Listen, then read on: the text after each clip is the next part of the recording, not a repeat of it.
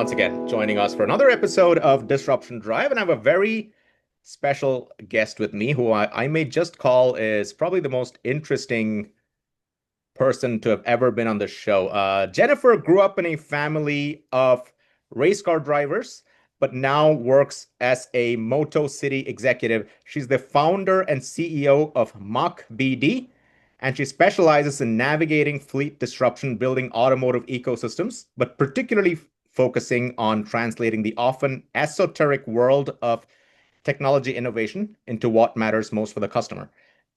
Besides knowing everything about race cars and going all the way to owning horses, looks like, and in horse racing. She happened to have leadership roles, and particularly at Harman, and of course knows practically everyone in the automotive industry. So, and I want to specifically pick her brain today on the car as an experience. Jennifer, thank you for coming on the show. Uh, you're clearly you've been in automotive cars all your life. That was dinner conversation at your table, what was going on new in the uh, world of transport. And I wanted to ask you this. Historically, when cars talk about themselves, they're talking about torque, horsepower, and maybe inside the screen resolution, what does the car look like? Maybe the seats. But now in this world of disruption where the car has become a software and essentially hardware is getting commoditized, do automakers need that change in narrative? And Yeah. how should they do that? Well, first, thank you so much for having me. I appreciate it so much. This is an honor to be here today and speaking with you and your audience. So thank you for that. Um, to answer your question, with the advent of software-defined vehicles, really you're transforming the car from like a static purchase into something that's evolving over time, meaning that drivers on the driver's side, you get smarter, safer, and more personalized experiences over time. And to automakers, gosh, you're delivering better experiences, you're increasing safety, it actually lowers cost. So the advent of software-defined vehicles is really like that evolution or evolutionary step that's needed in creating new and compelling value propositions to end user consumers because the car will evolve over time and become more personalized. And so you mention personalization as sort of this big step in the car, right? Tell me about what do you think that means? So are you, and I know you have two children who are emerging adults who are entering adulthood. What the car means to them, I'm assuming, is very different from what it meant to you and our generation, and your dad. So I want you to maybe contrast. Now, there's the older generation, there's yourself, and then your Gen Z, Gen Alpha generation as well. How does the car, how is it a different thing almost for each of these? Right. The eye of the needle is the same generationally, meaning that the car for any person means independence and freedom, first and foremost. It's always going to be about travel, adventure, journey, success, capability, wherever your destination might be. It might be entertainment, it might be social, it could be a job interview, number of things, right? That is a cohesive narrative that threads through all generations, okay? Now, how the vehicle enables or how helpful it is in traversing point A to point B is very different, okay, generationally. I would have to say that going from an analog to digital experience is quite different. It's like going from the rotary phone to a smartphone, right?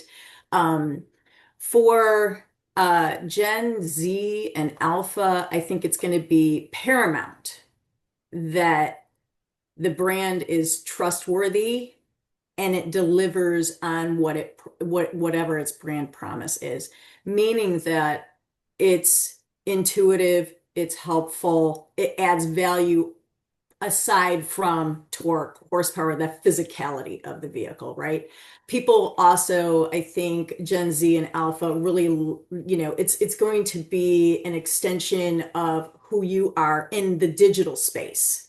Where with my father, right? Like my father was like silent generation, actually. For him, it was the physical presence of the vehicle, right? Was it a GTX? Was it a Exactly. GTO? What sort of like engine did it have? He had Torque, two, how actually. fast does He it had go? How many gears does it have? Exactly. exactly. He had two. He had a GTX and he had a GTO, and he called one King and the other Kong, right? Wow. And he tried to climb Where the Empire State Building with that car. Fair enough. Just saying. exactly. Where now you have in the, in-vehicle experience, like the exterior color is always going to matter, vehicle styling is going to be paramount, of course.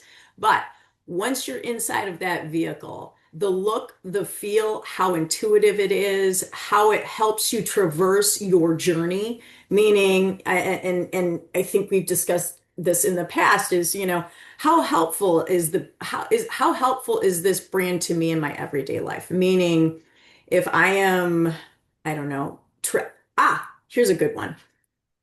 If I'm going on a dinner, a social occasion with somebody that I don't really know, right? Like maybe it's another a colleague that is from, say, another country, and I don't know their musical preference. Wouldn't it be great if once I get into my vehicle, it automatically generated a music playlist without even asking me to do anything that we can both enjoy while we drive to dinner, right? It's contextualized. It's dinner music, right? It's something that's, like after 5 p.m., between hours of 5 and 7, you're going to be in X traffic, right? What mood are you going to set? And then also, what are the two tastes? Because musical tastes can be super specific, right? And you've brought up a bunch, several points, and I want to drill down on many of them. But let me start with the last point you just made, which is almost treating the car as a lounge. And there's a couple of elements you mentioned. One is, of course, look, a car essentially as a productivity tool. And then the car being so personalized, offering infotainment, and not just entertainment, but really knowledge about yourself. So is that how you envision the car for the next generation? That lounge, if you may. I wouldn't even say lounge. I'm going to call it third space. I'm going to call it an office. I'm going to call it like a lounge. It's a third space. Also, the value that it bring, what it needs to bring is a lightening of cognitive load. Okay, so meaning that the user interface, the user experience needs to be super intuitive, very light on the user. I need to have glanceable, button presses, things that are like voice commanded by voice.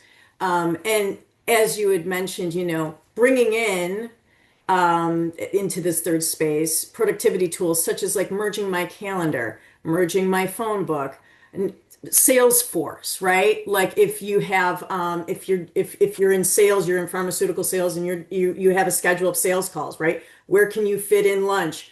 What's traffic like? What's weather doing? What are road conditions? Is there an accident, right? So all of that contextualized environmental factors that influence and impact your everyday life, right? And that's what brands need to, that's what OEM brands are really looking to be the ambassador of, right? They need to be an ambassador and deliver trustworthy, not hype or flash, but trustworthy features and rollouts and capabilities that customers can count on. That's a great point, Jennifer. And I want to almost ask you a philosophical question because 15 years ago, we went through a similar journey with another device, the phone. And that's another industry that continues to evolve significantly. But, we went from dumb phones that, had to be connected to landlines effectively to Nokia phones and Blackberries. And then, of course, to, basically the supercomputer in your pocket and the smartphone. And there's several lessons, both good and bad, that we have taken from that. It feels like we're at the smartphone moment for cars now. Where do you think we fall in that? And to be fair, we're blaming a lot of our societal problems to the phones becoming smarter as well, and the smartphones. And you've mentioned, we're going to have increased personalization, consumers, how do you maintain control of that self and society? So where do you see this trending, particularly as an expert in the automotive technology, and what should we watch out for as we design cars? Right. So I think that first and foremost, I don't think that automakers can necessarily police usage or customer, usage. They can put in parameters and controls for, distracted driving, safety first, right? But actual, consumption and usage is definitely empowered by the end user consumer. Okay. A recent study came out that said 63% of vehicle owners that are end user consumers are willing to share their data, okay, if there is some reciprocal value in sharing that data, if there is tangible value in it, okay? And so these are the experiences, the personalization that I'm talking about, where people are able to, if they're able to control and also enable those experiences on their own, like, yes, I want to enable my calendar to be merged into my vehicle, things of that nature. The key point is always going to be you need to be transparent with what you're doing with your end user consumers. Brands need to be transparent. Why are we wanting your data? What are we using it for? As long as there's transparency, that builds trust. And so I think in the vehicle space, that's where brands will differentiate and build increased credibility with their consumers. And I want to sharpen the pencil on that a little bit as well. And again, probably riffing a little more philosophically, the car industry, multiple disruptions, going back to the entire energy inefficiency equation of electrification, autonomous vehicles as well, and even before that, the car industry is often felt supply driven. OEMs or the entire or regulations decided something, of course, ostensibly with the end customer in mind. But even when I was in leadership roles at Avis, the customer wasn't always ready yet. Hmm. Now we're getting to a point where cars will literally have to differentiate on that user experience. So maybe, given your entire life's history in the automotive industry, talk to me a little bit about what do you think brands have historically gotten wrong? And when the new battlefield is software and experiences and highly personalization, high degree of personalization, how do you think they should better tell that story? In a world, by the way, which has much less attention than previous generations. Right. So, in my opinion, uh, in one case, I think all brands, if you're a pioneer in a space, or if you're, an innovator, there are always lessons to be learned. Okay. And so, especially with automotive, our development cycles are quite a bit longer than the consumer phone, the consumer space, because, we have a lot of safety regulations, right? Like if there's a failure mode, it's definitely not just your phone shutting down, right? So we want to be cognizant of that. But I want to say that one of the areas that I think OEMs are looking at is really owning the experience. So you have the advent of CarPlay and Android Auto, okay? The automakers don't necessarily own that experience, but it's something that they've conditioned customers to use. Customers are used to plugging in their phone and mirroring the icons and the siloed, content and everything. Exactly that. And they don't own that experience. It's not branded. It's the data is, like not theirs. So with the advent of you have automakers, or I'll say, there's different challenges across the OEM, practices and domains. But one thing that marketers are having to really take a look at now with the advent of CarPlay Ultra has just been introduced, or it was introduced in May of last year, is really like getting the consumer to move away from plugging in that phone or connecting that phone by Bluetooth or whatever, right?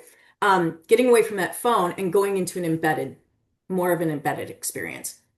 Now, I think most customers or end users prefer an embedded experience.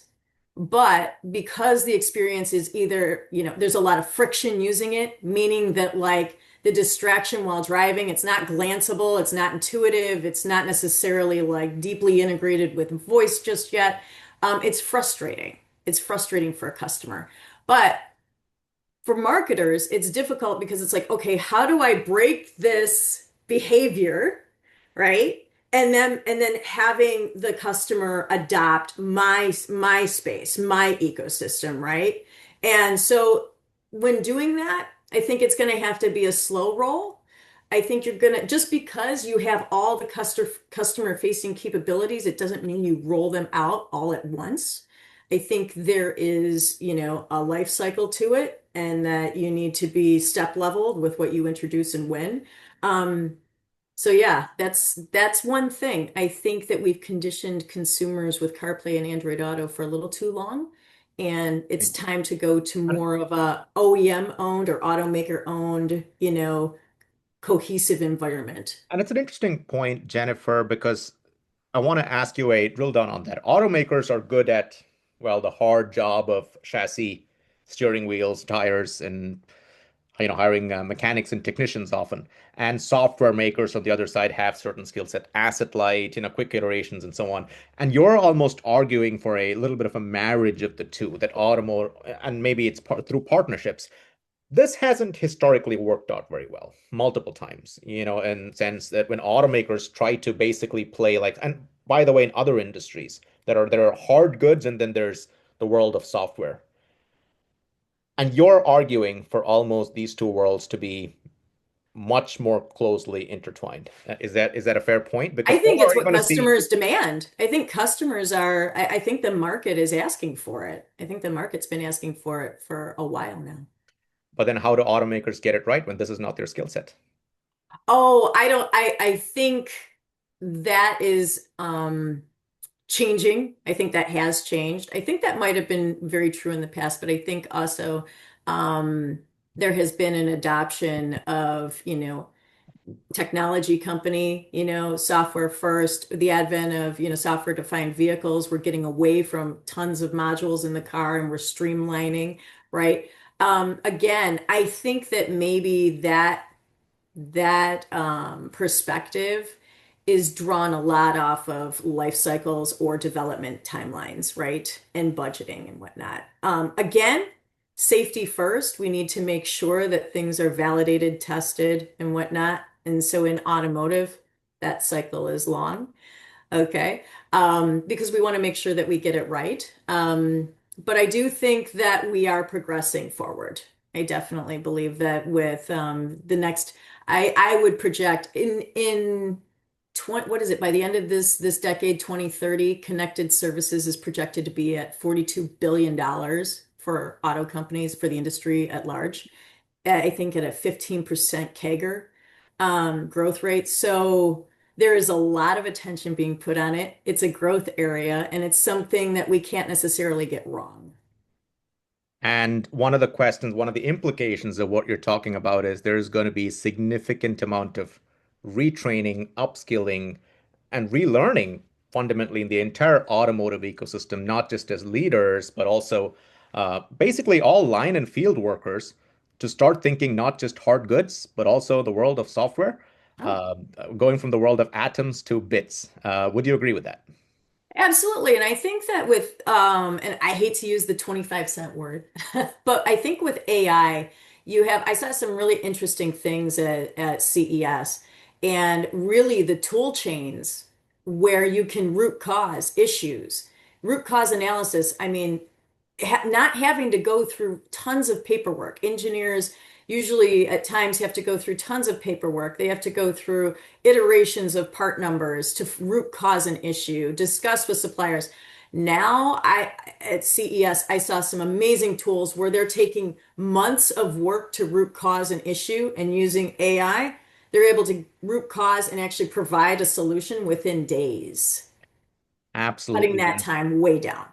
Absolutely, Jennifer. Well, that's all we have time today. So just to summarize, Jennifer, moving from the world of atoms and hard goods increasingly starts looking like a software play. Jennifer argues for definitely much greater personalization of the entire car experience. Definitely thinks that there's going to be brands will have to prioritize transparency and trust as they earn those customers. As the new world emerges, automakers are going to have to go away from really owning frictionless experiences as soon as you get into that car. And this is really a journey that I think is just starting. We're just in 2026. I know this is a fast growing, emerging world. And I want to thank Jennifer Gallagher for shedding on us these excellent pearls of wisdom. So, Jennifer, thank you so much. And I know you're very busy. So, that's the end of our show for now. And I hope you all enjoyed this. Jennifer is one of the world's experts at translating these enormously complicated technological disruptions into what it means for the customer. So, if you want to, if you any of your brands are struggling with telling that story, you know who to contact. Jennifer, thank you so much. Great. Thank you.